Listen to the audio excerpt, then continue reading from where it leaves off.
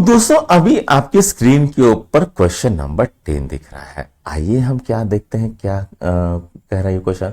Rakesh bot 2 wooden अलमीरा from a wholesaler for 11,500 each. तो जो राकेश है उसने क्या किया, 2 वुडन अलमीरा को खरीदा होलसेल में, ठीक है। अब यहां पर हर एक की कीमत कितनी थी, 11,500, 11,500, ठीक है। He spend 250 on each of them for polishing. अब उसने क्या किया, हर एक के ऊपर 250 रुपए खर्चा किया पॉलिशिंग का।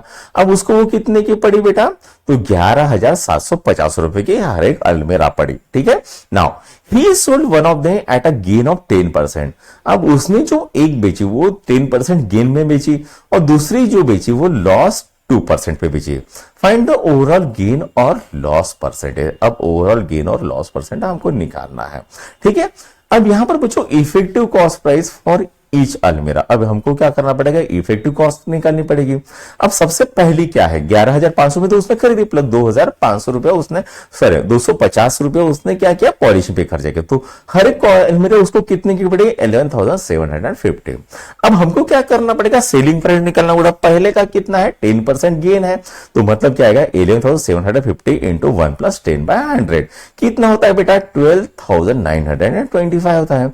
दूसरा कितने बेचा, 2% लॉस में बेचा, तो 11,750 इंटू 1 माइनस 2/100 कितना हो जाएगा, 11,515 रुपीज हो जाएगा। अब हमको टोटल सेलिंग प्राइस निकालना पड़ेगा, तो SP1 प्लस SP2 कितना होता है, 12,925 प्लस 11,515 कितना सेलिंग प्राइस आता है बेटा टोटल, तो 24,440 आता है। अब टोटल कॉस्ट प्राइस निकालना पड़ेगा, CP1 प्लस CP2 11,750 इंटू 2, ठीक है। अब ये कितना आ गया, 23,500 ये आ गया है, ठीक है। अब ओवरऑल गेन कितना आएगा, total selling price minus total cost price, तो कितना आता है बेटा, 24,450 माइनस 23,500 ये आता है। तो ओवरऑल गेन कितना आता है, 940 आता है।